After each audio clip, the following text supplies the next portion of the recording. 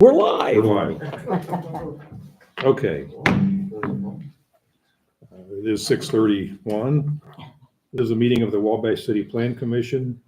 It is May the 7th. First item on the agenda is old business. Minutes from March 5 meeting. Everyone had a chance to review those minutes?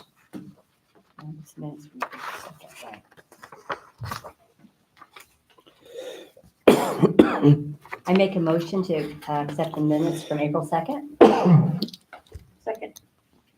Okay, we have a motion and a second. Any further discussion? All in favor, say aye. Aye. Opposed? Okay.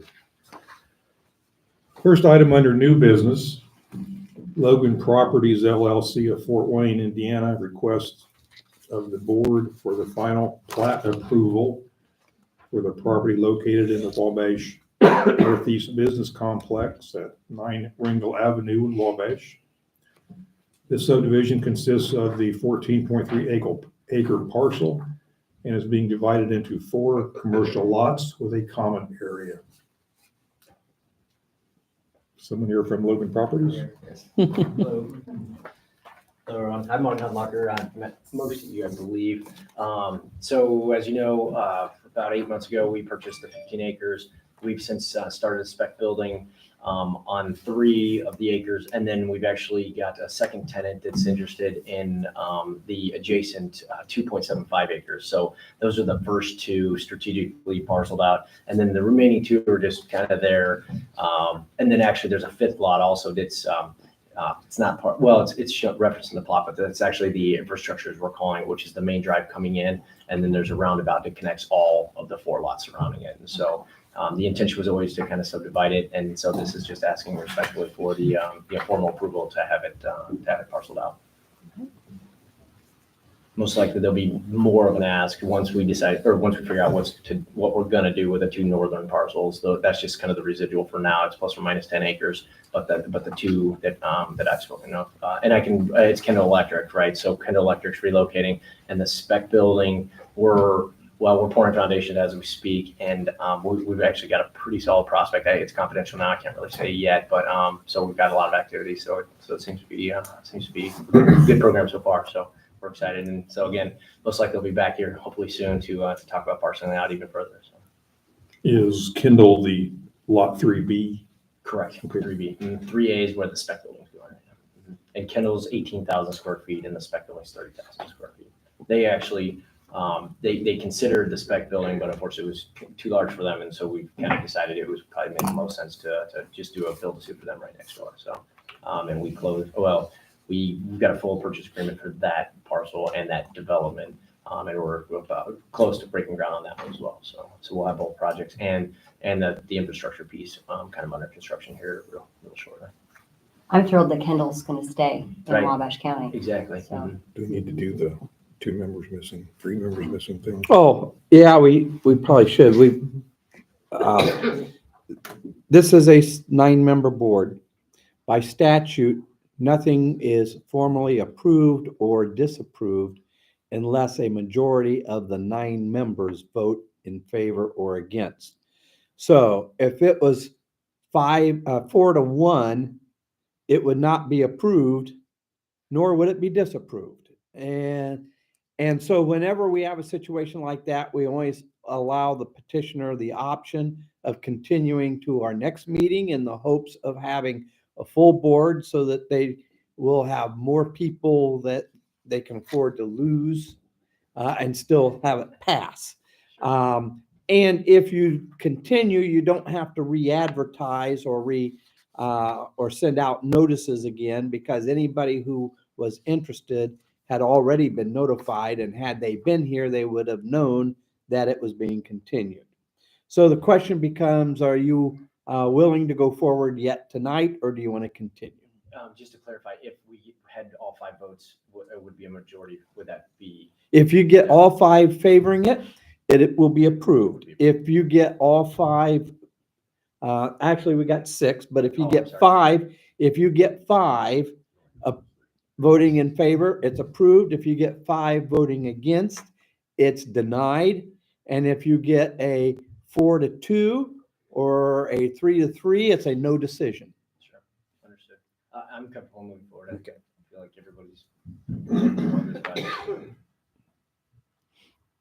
The other thing, we need signatures this evening from the secretary Mm-hmm. and the president, I believe. Mhm. And I'm not sure if they're, you're president. So.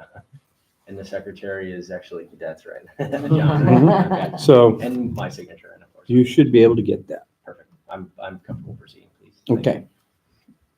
I I know when you were here before, or the representative was here before, we talked a lot about road widths and things like that and access, and I think our questions were pretty well answered then, unless I'm misremembering. Any further questions? I entertain a motion. I make a motion to go and accept the final plat approval for Logan Properties. I'll second that. Okay, we have a motion and a second. Any further discussion? Roll call, please. Bill Burrows. Aye. Mary Kramer. Aye. John Burnsworth. Aye. Chad Maple. Aye. Adam Stinkman. Aye. Heather Ellen Hoover. Aye. Okay. Got 6. Thank you. Thank you.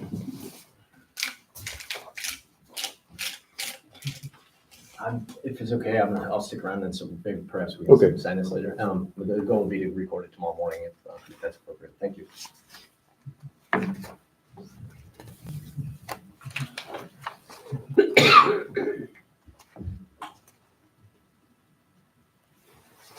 Okay, next on the agenda. Wabash City Plan Commission to consider a proposal recommending resolution number 2, 2025 to the Common Council for the City of Wabash, Indiana.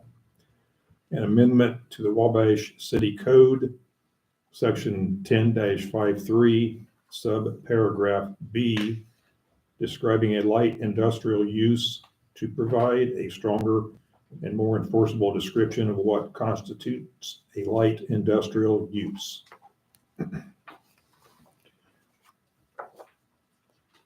Would you like for me to Sure. comment on that? Yeah. Clarify, please. Yes. Our current, I've had a complaint about our current zoning ordinance for quite some time. Because it describes, when it describes light industrial and heavy industrial and violations with regarding to things like noise and pollution and air quality and other kinds of pollutants, it basically says the standard is whatever the building commissioner finds objectionable, which is not much of a standard. There's no objectiveness to that. And you might get a building commissioner who can't see or can't hear and is not objectionable, or you find one who's extremely picky and it's objectionable.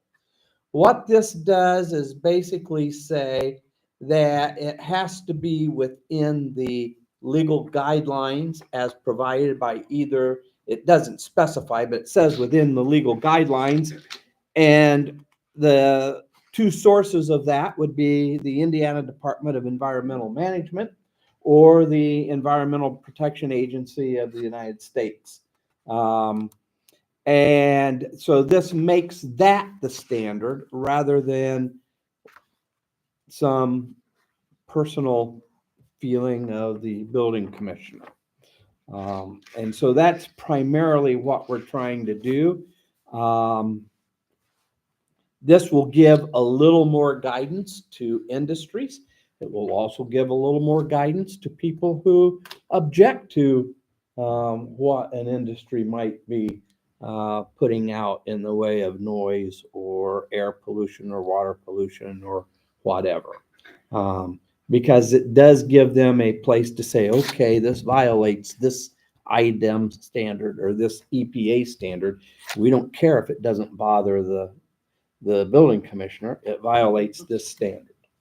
And so that's what we're asking is to recommend that the city council adopt a change to make make those the standard.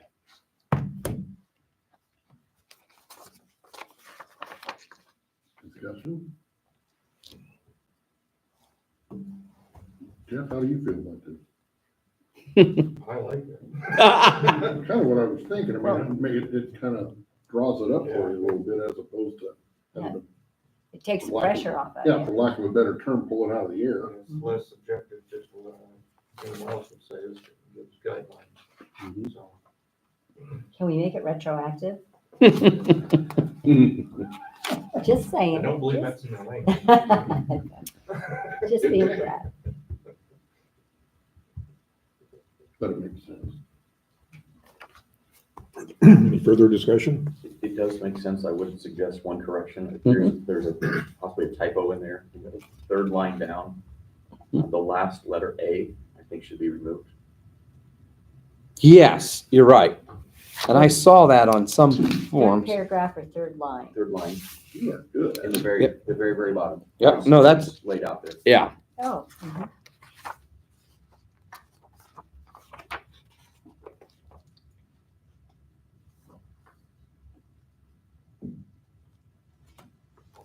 Okay, with corrections, I'd entertain a motion. So moved. My second? Okay, we have a motion and a second on the floor to pass resolution number 2, 2025 to the city council. Any further discussion? Roll call, please. Bill Burrows, Aye. Mary Kramer, Aye. John Burnsworth. Aye. Chad Maple, Aye. Adam Statement, Heather Allen Hoover. Aye.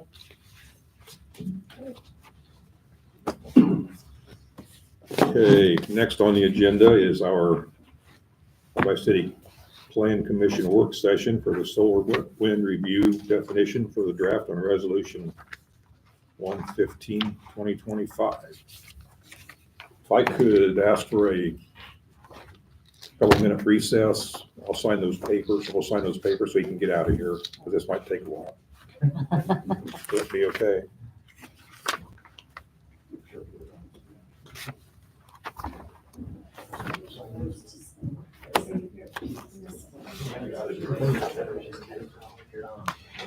Karen, Yes. did you could I have a copy of what I sent you? I thought I put it in there. Oh, okay, maybe you Is it did. right up top? I bet you did. Yep, okay, thank you. Thought I did. I that made for a you. copy and then I left it in the printer. I do Oh. that all the time, you know? I I make a thought I- copy and then I get interrupted and I forget to go to the printer and pull it out. Yep, so I thought I had Thank done you. that for you. Oh, yes.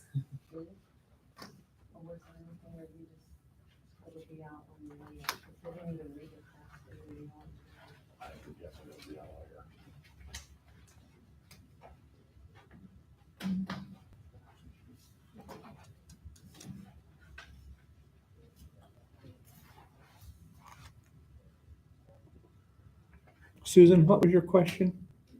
I just wondered, like, you guys voted on the heavy and light industrial, and I just wondered what your definition was. You just wanted to see it? And I thought maybe the stacks of paper were it, but they were on taxes or something. Yeah. The primary difference is that heavy industrial can include outside storage. You can have piles of stuff, steel pipes, stone, things like that. Enclosed or light industrial, everything is done inside a building or inside containers. There's nothing loose. Obviously, heavy industrial can also possibly have more emissions than light industrial, that kind of thing. Quite frankly, we haven't really had any new heavy industrial in the community for quite some time. The closest that comes to that would be the aluminum smelters, Metal X and But even that was kind of already there, they just kind of. Yeah. So it has a little bit of noise level too. yeah, Yeah, he does. yes, because it's outside, includes outside, the noise level is going to be greater too. So this is solar, wind, best. Are you doing data centers at all on your ordinance? We don't have data centers in there, no, but we did add batteries, but not solar, not data centers as such.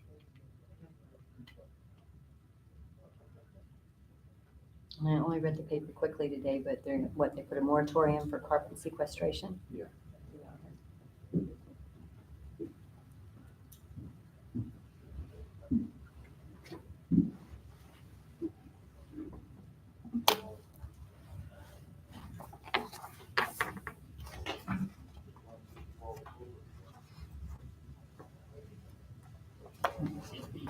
Okay, I'll call the meeting back to order.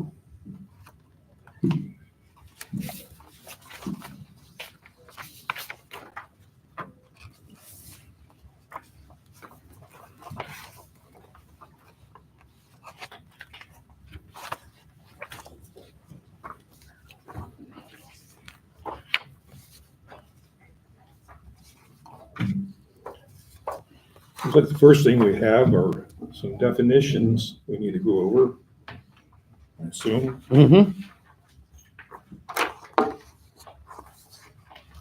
I think you were given definitions earlier, and we're sort of look those over before tonight. And in the meantime, I went and looked them over and decided that there were a number of them that needed to be altered or amended just a little bit, partly for consistency and partly to make things a little more clear. And so I have done that, and that's what's in front of you tonight. And the changes from what you were given earlier are generally in red. And then I've got a few things that might be in green highlight or red highlight, where those are basically questions I have for you as to what you want to do about those particular items. So I don't know whether any of you have any particular comments about the definitions. Were there any that you were troubled by, or any that you thought were not comprehensive enough or too comprehensive or anything like that? Were there any definitions that you would like to discuss that need, in your opinion, to be changed?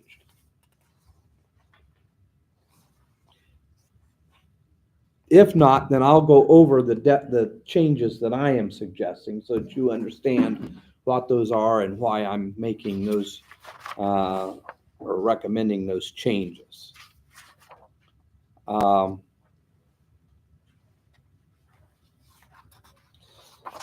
And the first one is at the bottom of page 2, we define solar energy system. And that's basically any kind of device, array, devices, or structural design feature, purpose of which is to provide generation or storage of electricity from sunlight, or the collection, storage, and distribution of solar energy for space heating or cooling, daylight for interior lighting, or water heating. A device or structural design feature that provides for the collection of solar energy for electricity generation, consumption, or transmission, or thermal application. And then it went on to say SES refers only to photovoltaic SESs that convert solar thermal systems. Well, I got rid of all that because I thought that the definition SES is pretty extensive, and those special types of SESs are defined later on. Okay. So then under solar energy system accessory, we say an SES integrated is an accessory use. Do you understand what an integrated SES is? That would be where, for instance, the siding on a house is a solar panel. Not a solar panel attached to the siding, but the siding itself is a solar panel. Or the roof is actually a solar panel, not something attached or placed on top of the roof. That's an integrated system. Then SES rooftop should be pretty self-explanatory. Both of those are considered accessory uses to the primary use, which would be the house or the building on that particular lot. Then some SES ground. I don't think you want all ground systems to be an accessory use, because then you're going to run into problems of somebody trying to do a industrial or large scale and say it's a ground, and you allow that. Even a ground that's accessory to a house or to a building, it's one thing if it's sitting on somebody's lot. It's something else if their lot is next to 10 acres and you got a 10-acre field of. So instead of making all SES ground accessories, I say some SES, some SES owners. An SES owner is where the owner owns one lot, owns the lot next, and puts the solar on the next lot, even though their house or building might not be on that lot. It's on the lot So that they own next the to it. abutting landowner. But it's a budding is- landowner, exactly. And then SES carports. There are some carports, if it's in a residential area and you put solar on top of your carport, that's one thing. But if Walmart wants to put a huge carport over half of their parking lot and put solar on top, that's something else. So not all carports are going to be an accessory use. Some are and some aren't, as they are defined later on. So, for instance, the next one is solar energy carport. And it says a solar energy system of any size that is installed on a carport structure that is accessory to a parking area and which may include electric vehicle supply, equipment, or energy storage facilities.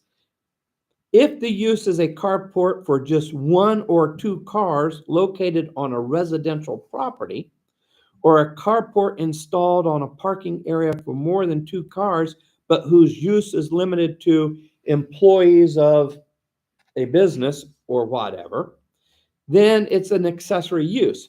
But if the use is for more than two vehicles located on a parking lot serving the public in general, then it's going to require a special exception. Are you okay with that definition? Okay. I got rid of the definition for a commercial solar energy system because I think it is too confusing. What's commercial? So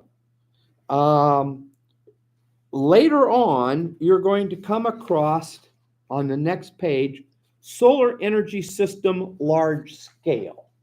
That is what I think most of us are thinking of when we're talking about commercial solar energy. Okay. So, ground mounted is the next one I want to talk about. And I've got here in green, ground mounted or SES ground covering more than 1 acre or serving an industrial use requires a special exception. Now, there are two things there that you might want to change. You might want to change the acreage. You might want to say, well, Because if it's less than an acre, it's going to be an accessory use. But if it's more than an acre, are you happy with an acre? Do you want it to be 2 acres, 5 acres, 10 acres? At what point is a solar array no longer an accessory use in your opinion? And then the second one is it says, or serving an industrial use. Well, if it's serving a store or serving a fast food drive-in or serving a house, we're saying it's an accessory, unless it's going to be a huge area, at the moment, more than 1 acre. But if it's serving a factory, is it really an accessory use, or should it be considered something that requires a special exception? Even though it is accessory to the factory, even though it's on the factory's property, do you want that to require a special exception or not? So that's a decision I think you need to make. Do you understand what the options are?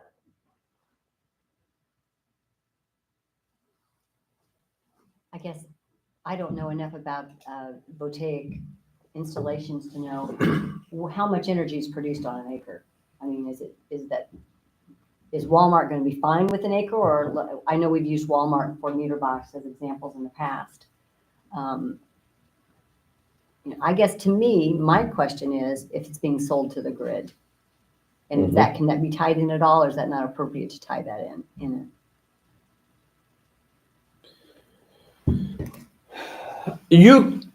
Yes, you could say if it's not being sold to the grid, then it's okay. I'm not sure you want to do that. Okay, because I mean, it could still take 10 or it 20 could- acres out of. It could still take a huge amount of acreage. It could still be an eyesore. It could still, to the extent if they do create environmental issues, it could still create environmental issues. So I'm not sure you want to give a blank check just because it's on the same property. Now, I'm just going to be upfront with you on this. Ford Meter Box has 90 acres. Is it okay for them, if their plant takes up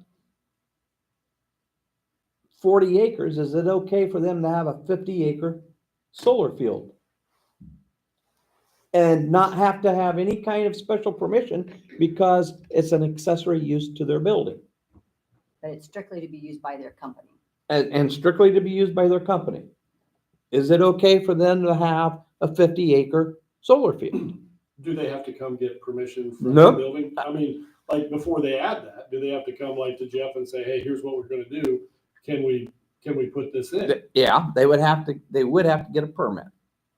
All solar energy systems, somewhere early on, we define that all solar energy systems require a permit.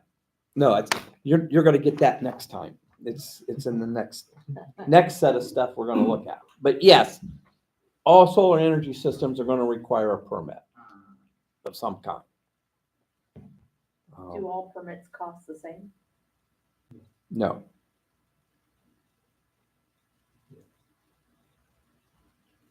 We have a scale of, Is it based on the amount of energy they want to produce or We the, haven't set that up yet. okay, I was just. No. If it's on their property, mm-hmm, I mean, and it's going to feed their plant, mm-hmm, I don't see why they need a special exception. That's my Okay. opinion. okay. I would, especially if they have to come to Jeff and, get a permit. There are going to be other requirements, even though they don't have to get a special, even if we say no special exception is necessary, there will be other requirements that they will have to meet, and we'll deal with those next time. The next set of things I want you to look at are supplemental regulations that will apply to all solar fields of any kind. And they require things like maintenance, things like what happens when they're no longer being used, things like ground cover, all that's going to be dealt with. You're going to look at that at our next meeting. they have, in your example, you're okay with Ford having, additional 50 acres or 40 acres of solar on their property, but what happens if they buy an additional 90? It's part of that same area. Well, I think, You know, I guess I don't have a problem if it's used to fund, if it's used to help their operation. I think if they buy the property, I mean, I guess through this whole process, I have a problem with a company coming in and putting 2,000 acres of solar fields and selling that energy elsewhere. Right. And it not benefiting here. If it's a factory, an organization, a home, I don't feel like we ought to regulate what somebody does on their home property. If they want to put solar panels on their roof and they go through the building department to do that, I'd say it's fine. But same with Ford. I mean, if Ford Meter Box is investing here and they're doing that here, I don't want to. I mean, I realize there's going to be regulations on it, but I don't think they need to have a special exception on their property. But again, I'm one person. And as an example, correct me if I'm wrong, when they were searching around trying to find places to sustain their business and add the foundry, part of that was the problem of not being able to generate enough energy at that time. Am I correct? They're building a whole new substation out there just for that purpose, yes. Okay. There is an issue for a number of different prospects. There is an issue of whether or not there is sufficient energy available here. There are things being done to address that, but yes, it is an issue. I guess what I'm trying to say is I would hate to see an existing company or one that's looking to move in and not be able to get enough energy or whatever and say, well, unless you let me, do this or build solar panels or whatever, we're gonna have to go elsewhere. I'm not saying that that has to be the issue, but I'm saying there are things we need to deal with. Obviously, that's what we're here for. This morning, we met with Andy Zay and Larissa Sweet at a meeting, and this is the second time Andy's brought it up. He is claiming Indiana is at their maximum output for electricity. He claims last 4 years, our governor brought in like $100 billion worth of business. And this grid up in northern Indiana was producing 4 whatever of electricity, and they instantly demanded they needed 8. And they don't think they can produce it.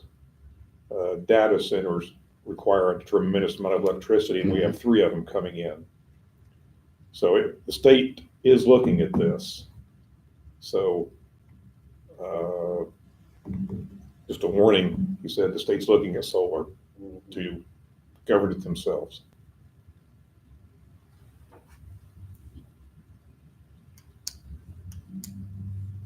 I was there, he mentioned even more than solar, but the small nuclear facilities and all that, the state's looking to basically be able to regulate over the top of the local government.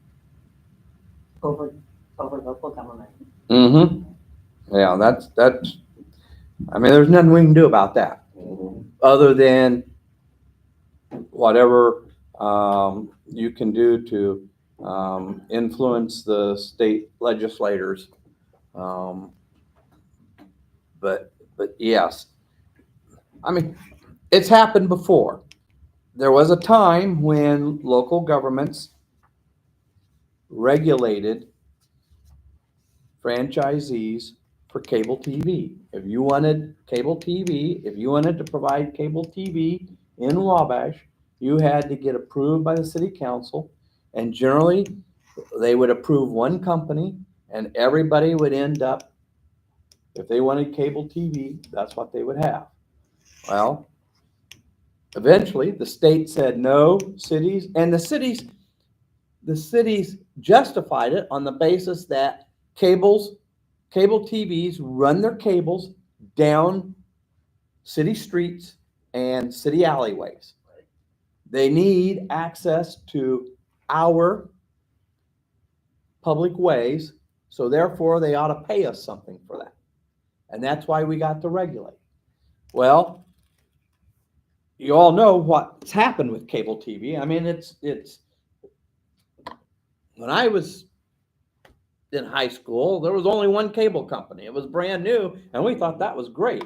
Well, now, But only you and John and I can remember that. yeah, that's probably true. Maybe Mary. Don't let her white hair fool you. And thank you, thank you. So, anyway, eventually the state came along and said, no, cities, you cannot regulate this anymore. The cable companies started lobbying and said, hey, we need to be able to locate. And now the bad part of it is cities don't get what they used to be able to get in terms of a franchise fee. The good part for all of us individuals is you can get your cable now from Comcast or Metronet, or, so you've got options that you didn't have before. I sat on the cable board when we did that. One, it was confusing. Mm-hmm. Two, well, you were involved in it. Mm-hmm.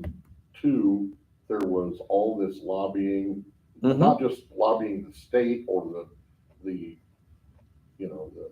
city, but I mean, they were lobbying a lot of things Mm-hmm. from the standpoint of, here's what we want to do, here's how we're going to do it. If you help us, that Then was the next what thing we that were happened doing. was telecommunication facilities, cell towers. Cities like to regulate those because what they don't want is to have a cell tower fall down on somebody's house. It's one thing if the cell tower is out in the middle of the country and it's going to fall down on a field. It's something else if it's going to fall down and take out 5 houses and kill who knows how many people. And the cities used to regulate how many cell towers and how high they could be, and basically require that you allow other companies to locate on your cell tower, so we don't have 50 cell towers in the downtown area. We can get by with one, that kind of thing. But eventually they lobbied the state legislature, and now cell towers are regulated by the state legislature, not by our zoning ordinance anymore. I predict that, yes, the same thing's going to happen with solar. There will come a point in time when our energy needs will be so great and our resources so incapable of meeting those needs that the state government will tell the county governments what they can and can't do in terms of regulating solar fields or other types of energy production. Now, that being said, until that time comes, In the meantime, we have the ability and the authority to regulate those things. And if we're going to, we need to do our best job possible.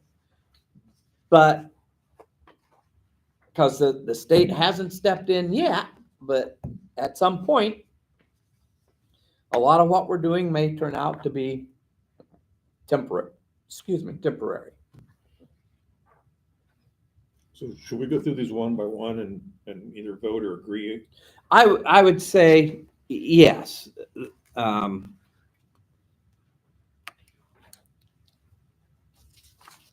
Well, no, I don't think we need to do it that way. What I think if somebody's got a problem with then we need to discuss it. And then we can decide what we want to do. So far, the only thing I've heard somebody question is whether or not we need a special exception if an industry wants to use their ground for a solar field that's only going to generate electricity for them. And I've heard one person say, no, it shouldn't be a special exception. Are there others who think it should be a special exception?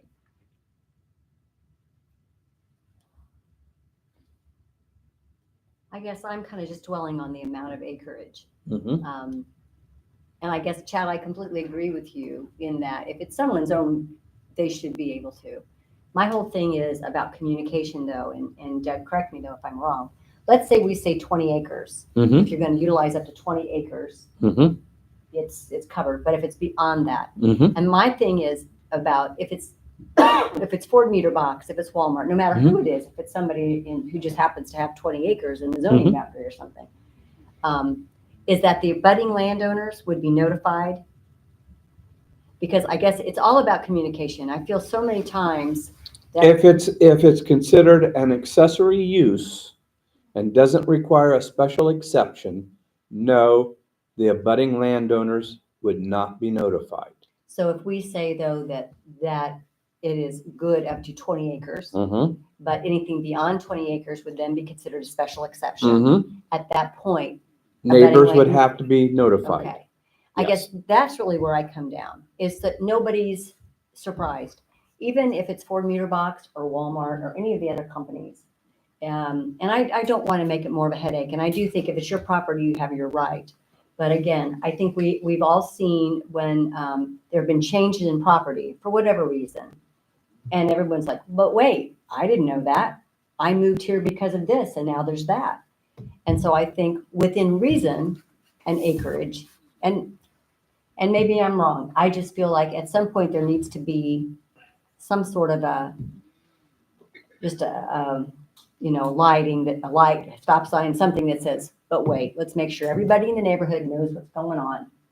And it probably makes good sense. And again, as long as it's not being sold, as far as I'm concerned, to somebody off-site, then I think that would be fine. But I guess I'm just not for everybody being surprised. And it would affect mostly people in the zoning boundary, and I realize that. But just a thought. Can I paint a question, a picture here? Let's use 20 acres. Mhm.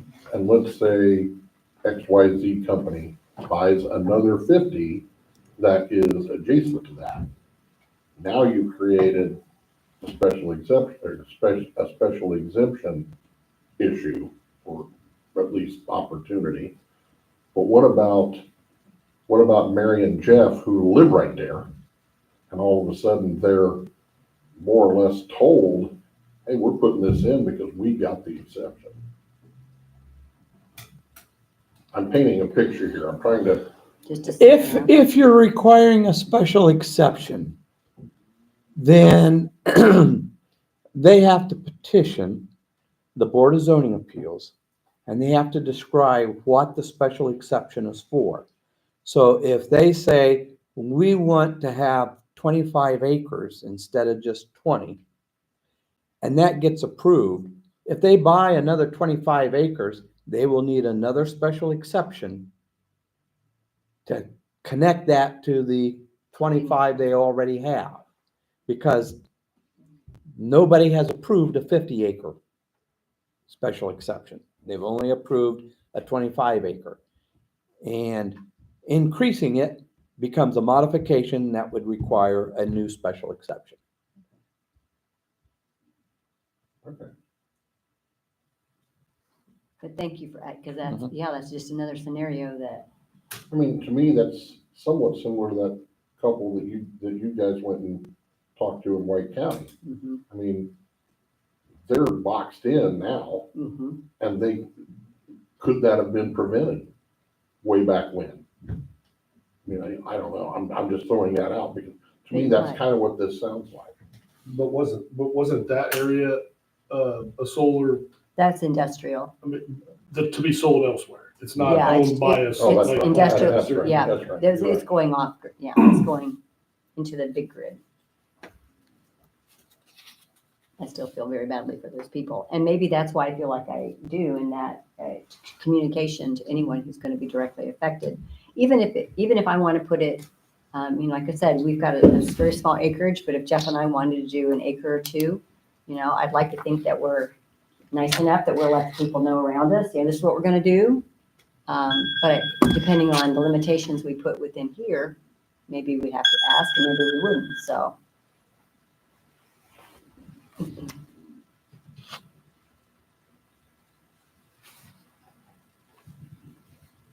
do you think that, so, you know, we talked about 50 acres, we've talked about, and that's just the number that we threw out because of 4 meter box. Do you think a smaller acreage makes a difference or not, Doug? You know, if we say 10 acres, 20 acres, et cetera, I mean, do you think? Because that's our question.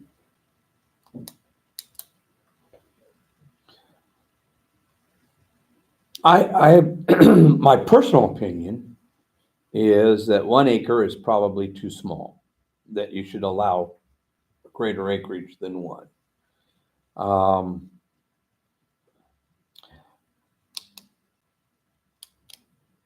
Whether it should be 5 or 10 or 20. 20 acres is a pretty good chunk of ground. 5 acres.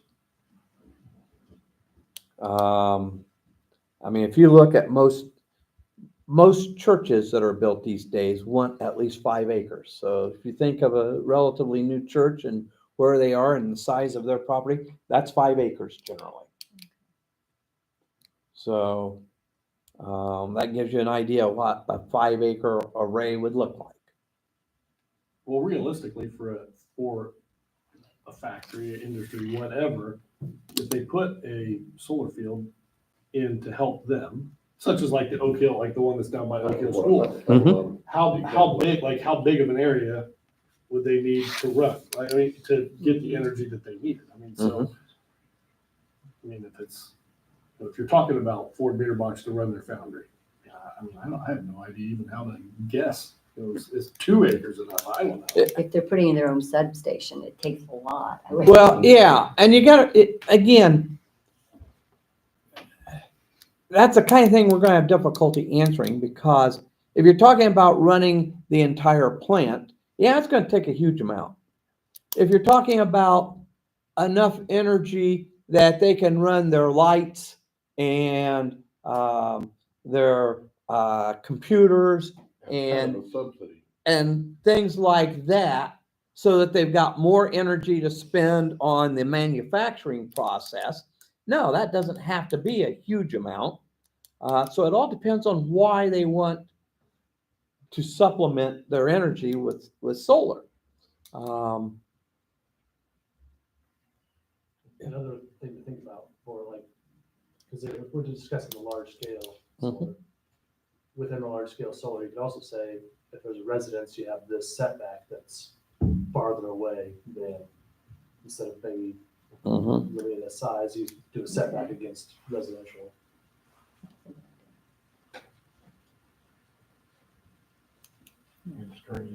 Yeah, it's for screening. And yeah. Yeah. So, okay. Mary's approach would be that anything over a certain acreage is going to be a special exception, whether it's an accessory use or not.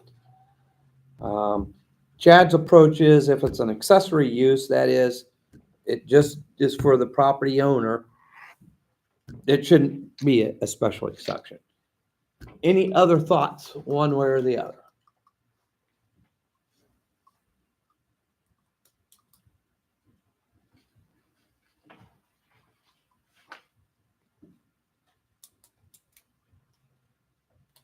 Any thoughts on what the acreage size would be if you went with just acreage?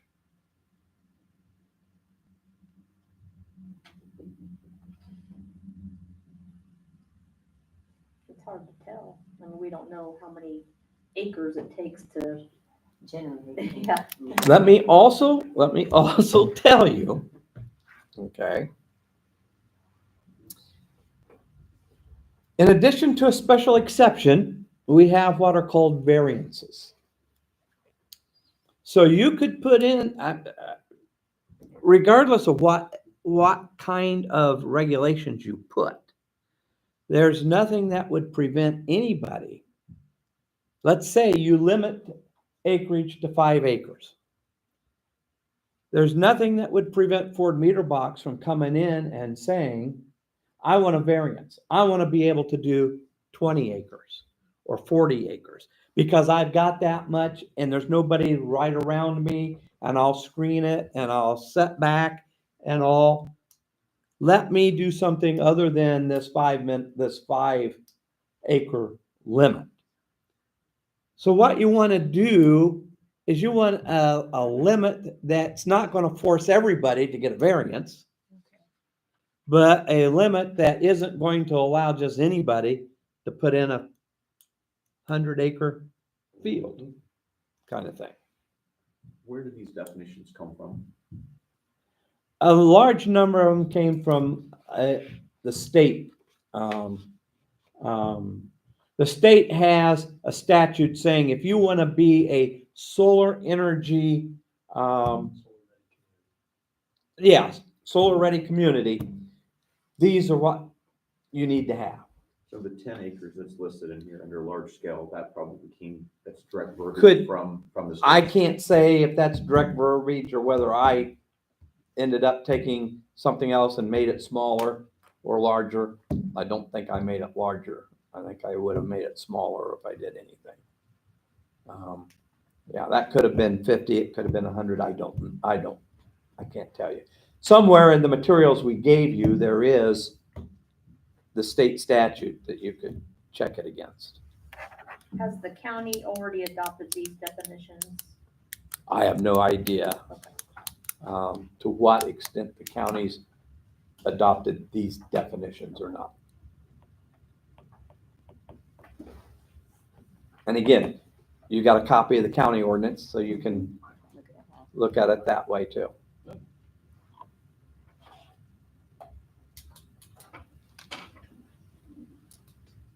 I know this sounds silly. What do you think the Walmart parking lot is? I just looked it up, it's 7 acres. You are You are the good. man. You are so good. He's on it. So in my mind, I'm thinking, let's say I was gonna sit at home and Walmart. babysit all what would be day. park ordinance? To me, that would be okay. So maybe 10 acres is a good number. I mean, I'm just thinking comparatively, because the current businesses here in town are gonna be limited. There's only a few that are gonna need anything of that size, I would imagine. And where are we gonna find it? There you go. So we're saying 10 acres, anything over 10 acres, they would have to get a special exception or a variance. Are you okay with that? I am. Yeah, I'll get that. You agree with Okay. that number? Okay, so let me make that 10 acres. Is that kind of where you were going? Let's go back to definition S, solar energy system grid tied. So probably 10, when you include the buildings would be around, excuse me, I'm sorry, Doug.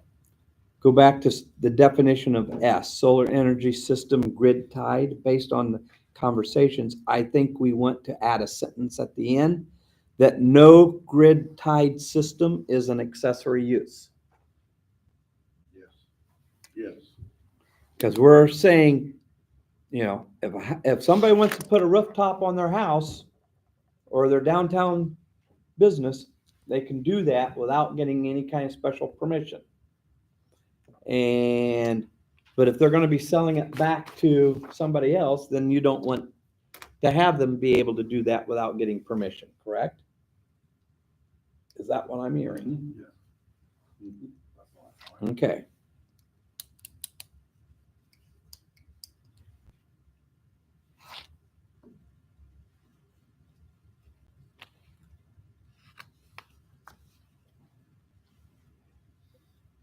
But can a grid tied be a special exception?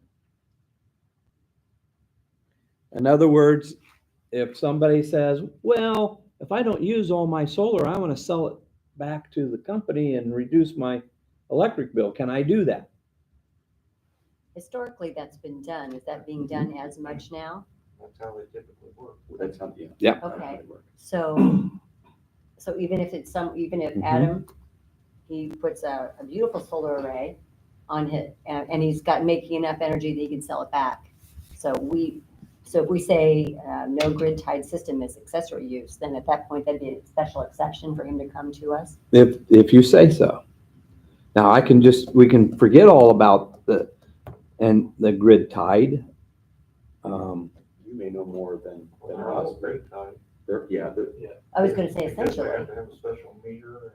unless you're going to put battery backup storage in your house, they're all grid tied. Well, So can there you- are non-grid type. But they're not selling. it. So- But that's still- Agency is going back to the power. Yeah, that's Yeah. still basically to benefit the landowner, not necessarily to benefit Right. Everybody Ohio. else. Yeah. Okay, That's good. okay. So we'll leave that language out. Okay. Now. In solar energy system large scale. This is what we've been calling commercial or industrial. This is where you're selling energy to be used elsewhere.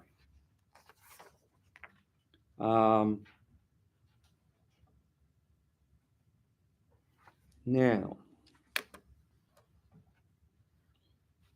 a commercial solar energy system converts sunlight to a large-scale solar energy system will have a project size greater than 10 acres, which is what we talked about before, and is the principal land use for the parcel.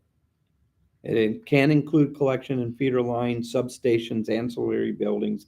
It can also include monitoring stations and accessory equipment or structures that capture solar and convert solar into electrical, primarily for use in locations other than where it's generated.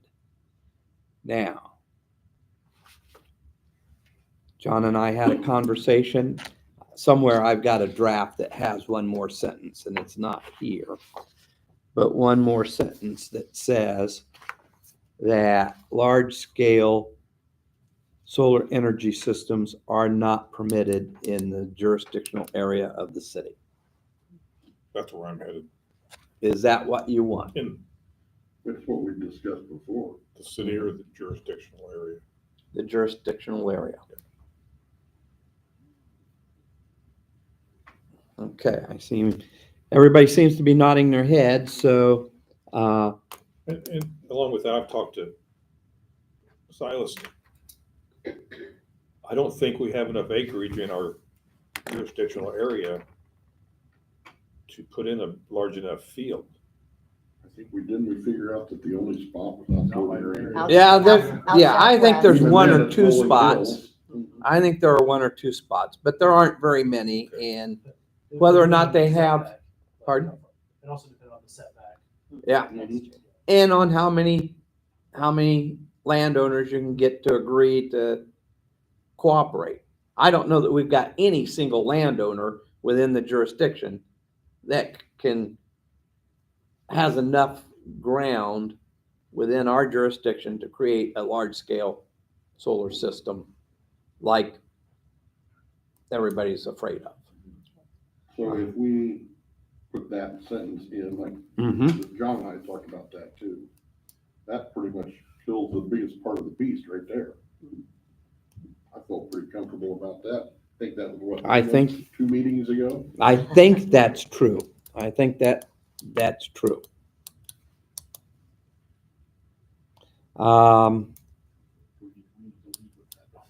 We leave with that, eh? You just need to lead with that statement first, right? Okay. Now we, That becomes Chad a has new loosened A. his tie. now we get down to an SES owner. That's where an owner has a lot, and the best example is going to be the city right now. The city has the wastewater plant. Right next to the wastewater plant is some acreage owned by Paperworks that is not being used for anything. The city wants to lease that property to put a solar field that will feed the wastewater plant only.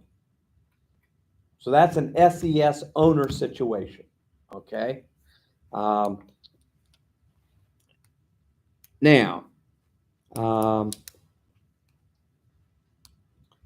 we're back to, is there any limitation on acreage? Right now, it says 10 acres, no more than 10 acres. Is there any, and do they have to have, oh, and it says a special exception if they're in a residential, historic, or general business area. But if they're in an industrial area, floodplain, some agricultural area or something like that, they don't need a, special exception. Are you okay with that? How many acres is that taking? The one the city's gonna do, I think, is like 2 acres, maybe 5. So, I think 2, but yeah. so the added thing, it says a historic general business area, or if it's larger than 5 acres. Which is contradictory to. Right, That's yes, what and I was that's, gonna say. yes. Yeah, that So we should, don't need that really. right. So historic or general business area, period. Right? Historic, general, or residential Okay. of any kind. S1, R1, 2, 3, or 4. But we strike or if it is larger than 5 acres. And strike that, right. Does it go to the water's edge or anything? It stays up on the top. Are there gonna be setbacks from the river?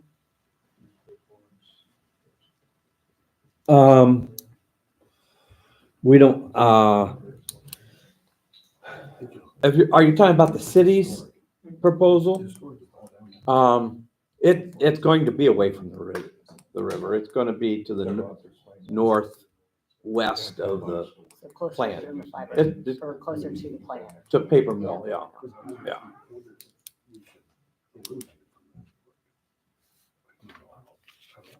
Hey Doug, where's the historic? What would be the historic section? The actual. Good question. Well, we've talked about that Yeah, That's before. I think we know, but I don't think it was It's the actually. sticky wicket. Yeah, go ahead. Historic downtown is basically from Hill Street to the railroad tracks south of Canal Street, Where the canal used to sit. where the canal used to sit. It might include some of where Bulldog Battery is, but I'm not sure. It might So include, half of Reynolds is in it, half is not. maybe not, but general, that's just the real general. I mean, Silas is probably looking it up on, Well, I don't have it on this map, oh, but we've got. yeah, it is. For the historic downtown boundary? For the zoning. Oh, for the zoning, Yeah, that's what we're talking. Historic, see, that's the confusing part. Right. Historic downtown is a zoning district.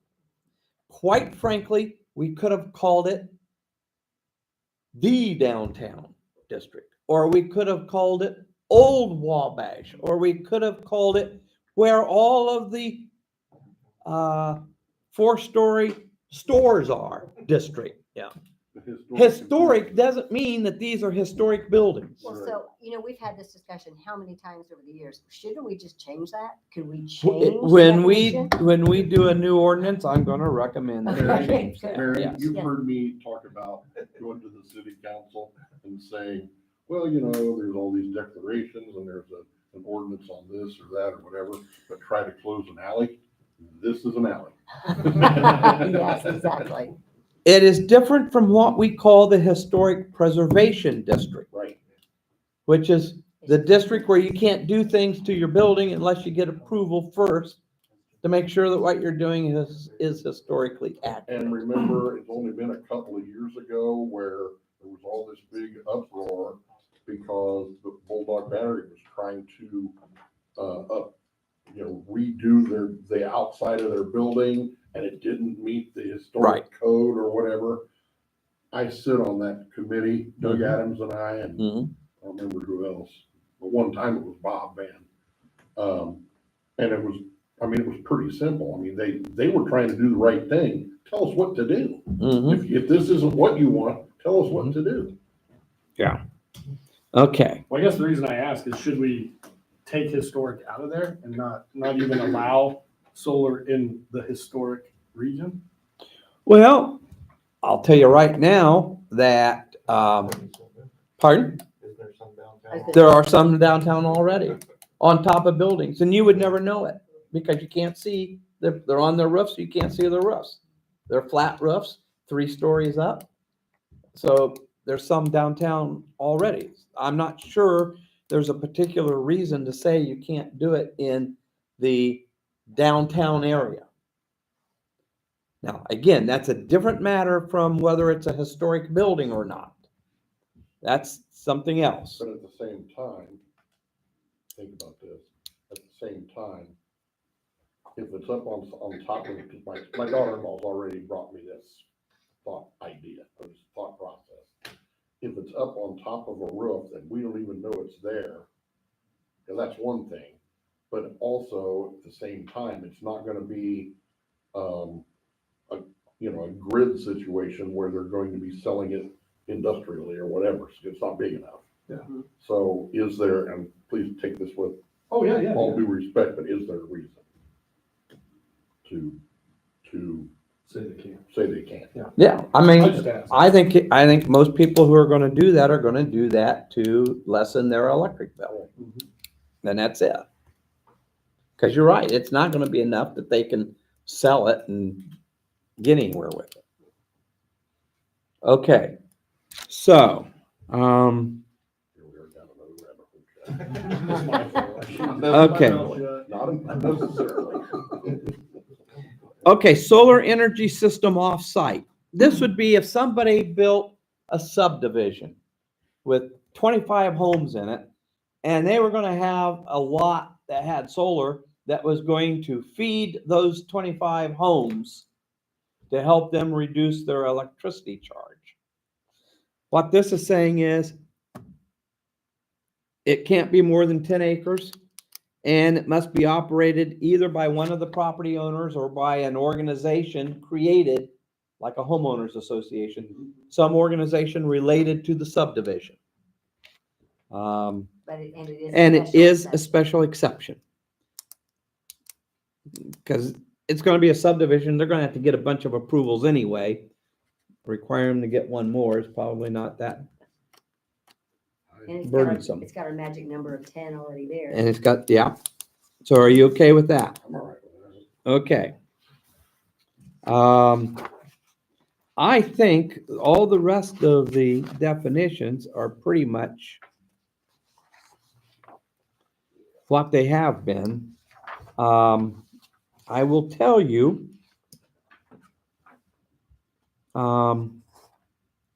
we get into wind energy It's saw that. We dealt now. with that before. Mm-hmm.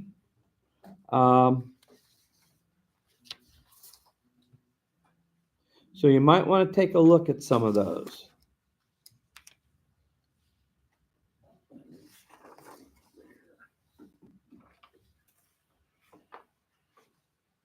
If I recall, when we did that, and this was this actual plan commission, and I think I'm the only one that was still on it. We tried to get, it was Bob's suggestion, that we get out ahead of that, Mm-hmm. which is what I think this is. Mm-hmm. Well, we already have a wind energy Right, that's what I'm saying. in our zoning ordinance. Basically, what you're gonna find when we get through this a little bit more is somewhat the same approach with wind as with solar. We're gonna say large-scale wind things designed to create energy to be sold to the grid. No. There's one of the problems with wind that is not, at least in my opinion, of the same significance as the problems with solar, is that wind requires towers. Towers can fall down. A tower falling down in the city is going to create problems for more than one person. And therefore, encouraging wind energy systems within the city doesn't make a whole lot of sense, in my opinion. And I think it's easier to say no to them than it is to say no necessarily to solar. We also have a height limit in the city. Now, I don't know whether, if somebody put a wind tower on top of their 3-story downtown building, I know chimneys and things like that are exempted from that, but would a wind storage be exempt? I haven't really looked at that, My initial reaction is no, it shouldn't be exempt. I wouldn't think. And so we've already got that in place too. So I don't think that that is as much of an issue. So are we relatively comfortable with the definitions as we've talked about it here? And I will make some of those changes. Keep in mind that when we're done, all of this is still going to be subject to public comment. All of this is still going to be subject to being tweaked and being responded to. I'm assuming Susan's been taking good notes. It's Suzanne, by the way. Suzanne, I'm sorry. Okay, there's a Susan people, so I always have to. Okay. So they don't think that, Okay. that's okay. Pardon me, what was your question? You've been taking notes, so you will know what to bring up when it comes time to discuss these in more detail at a public hearing.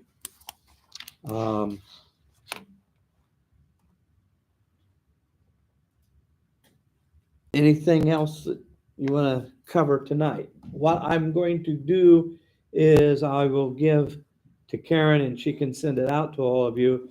The next thing are supplemental regulations, which are going to be basically things that will apply to all solar systems and all wind systems. No matter where they are, no matter what type they are. That kind of thing.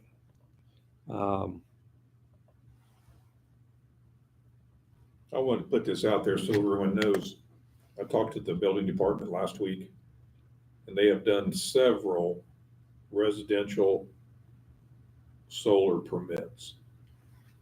One is ground-based, the rest of them are roof-mounted.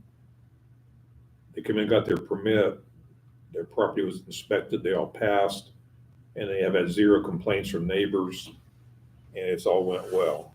So it is. They take the position that the building department considers those types of solar systems to be nothing more than an electrical upgrade to the electrical system for that particular building. Justin knew he wasn't gonna be here tonight, Mhm. and he and I talked, he called me yesterday, Mhm. and he sent me this, Mhm. if we got onto that. Okay. He said, Bill, it is my opinion that if we agree on the residential solar, the building department has guidelines and ordinances on how these can be placed.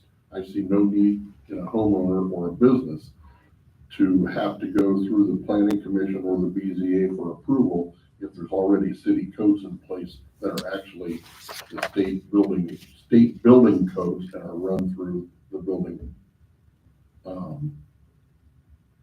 commissioner. Mm-hmm. That's his opinion. I'm just saying he asked me if this came up to read that. So there you go. Yes, and after we do supplemental regulations, then we're going to talk about specific other regulations for instance, that's when we're going to say accessory uses don't need special exceptions or any kind of permit. Just what Justin's talking about. But you got to define what an accessory use is. Right. And we're basically saying if it's more than 10 acres, it's not necessarily an accessory use. It's not going to be an automatic. It's going to require special exception. Less than 10 acres, if it's accessory to somebody's house or commercial building, they're not going to have to jump through any hoops to do it. Is basically what I'm hearing everybody say. And what I anticipate is going to, the draft that ends up going to public hearing is basically going to be saying. Now, the guidelines that you said will apply to all, Mm-hmm. and so that include the setbacks, or will that fall into something a little bit separate? The setbacks will vary depending on the district and the type of system. So, for instance, It's a ground mounted system versus a roof mounted system or something like that. if it's an integrated system, there's not gonna be any setback requirements because it's the house's siding or it's the house's roof itself. It's not something added to it. And so it'll require complying with the setbacks for a house in that area, but not anything special for the solar. So Mary, but but- Mary's application, if she were to put solar in, would be different than if Walmart put one in. If Walmart wants to put one in, yes, then it may require, or When do you plan for us to get to that point? we're probably 2 or 3 meetings away from that yet. Or let's say somebody in the industrial park wants to do that, but there's a house across the road from the industrial park. It may require screening, it may require a bigger setback, yes. That will make some people feel pretty good. Yeah. At least better.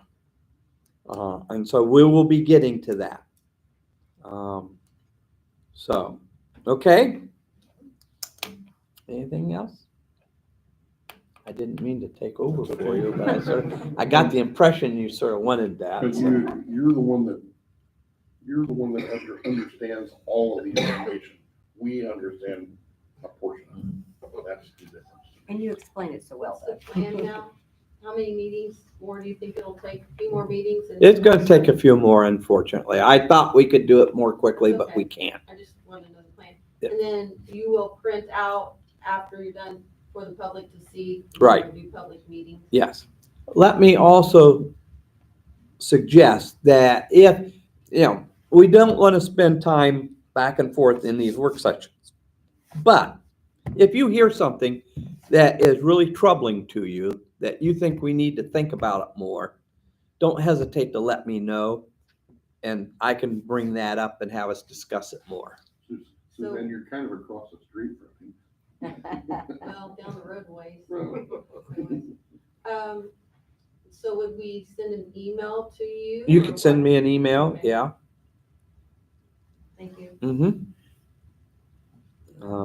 Because I don't particularly want to go into the public hearing with a big issue that we haven't addressed, because we could address it and maybe save everybody a lot of time and effort if we address it before the public hearing.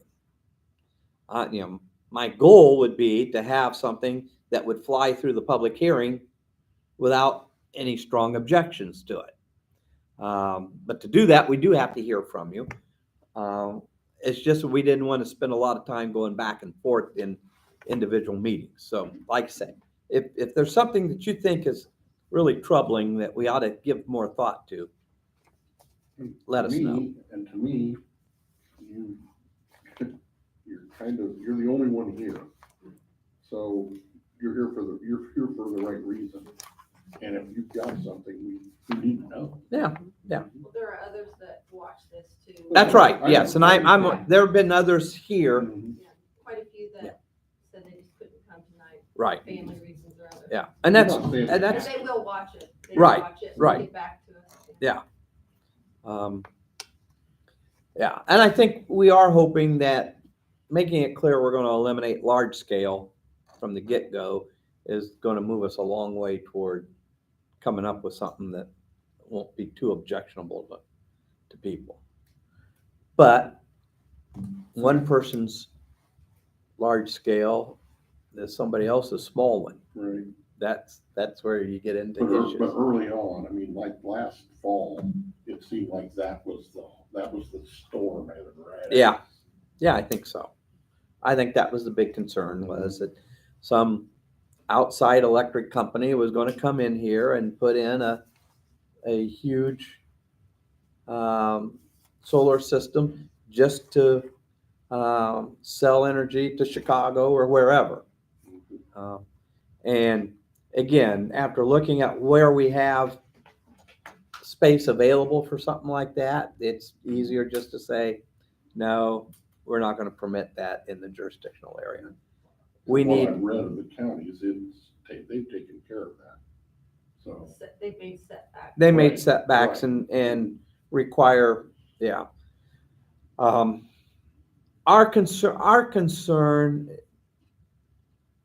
our opposition to it is more from a standpoint that what little land we have in our jurisdictional area, we need to save to be used for residential, commercial, and industrial development, as opposed to being saved for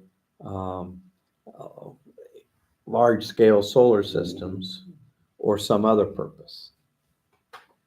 And I'm going to be rather blunt here. It's really not our goal to save farmland as farmland necessarily. We want to save farmland to the extent that that can provide us with land to develop for industrial, residential, and commercial reasons. But the county, farmland is an industrial use for the county in essence. That is their development. And so they've got a slightly different interest than we do. But I think, again, we want to make sure we have plenty of land that we can develop if we need to.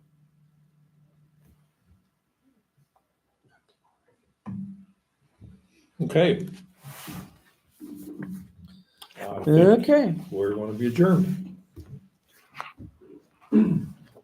I will get you a final copy of the definitions also, just so you can double check and make sure that I got all the changes in there.